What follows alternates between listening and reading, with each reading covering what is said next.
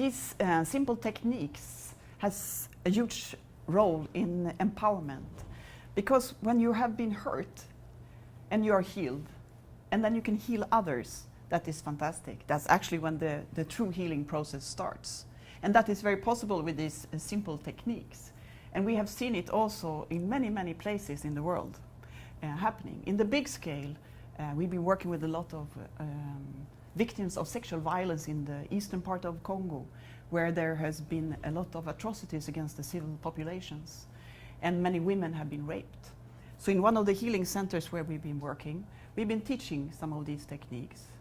And when you see that a woman who has been perhaps telling this story over and over again of what happened to her, she becomes almost like completely identified with being a victim of sexual violence, and the rest is like disappeared.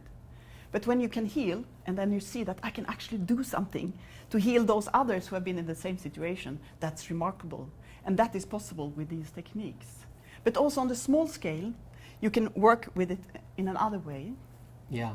So I work on one-on-one therapy with individuals and families, and a challenge in a family, whether it's a fully functional family or a family that has some part of it cut out for some reason. It could be an accident, it could be a death, it could be a chronic disease.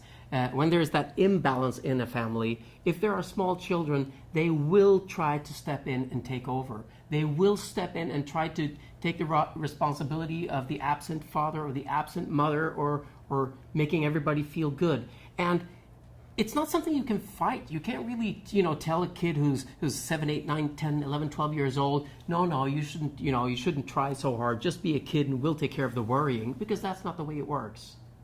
So the question is, what can you do? Well, for me, this has helped a lot. I bring in the whole family. Somebody says, one in our family has a chronic disease, or we're all worried, or we have this wayward kid who's going to juvenile or something.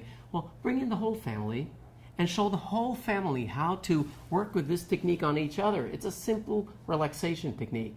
But when you allow the kid to tap the mother, you're actually giving that empowerment of this is something that you actually can do to help the family. And the mother, for example, by receiving that, is acknowledging this need to help, but allowing it to happen on a mother-child level instead of being in the air like the invisible elephant. So I really think it's extremely useful to teach these techniques to the whole family when one member is in need of it.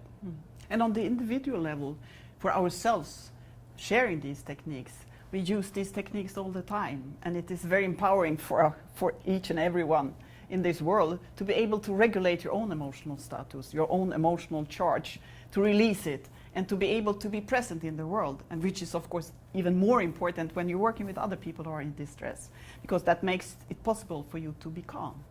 So these techniques can work on all different levels, in big groups, in families, and individually, and that's the beauty, one of the beauties of these techniques. Empowerment.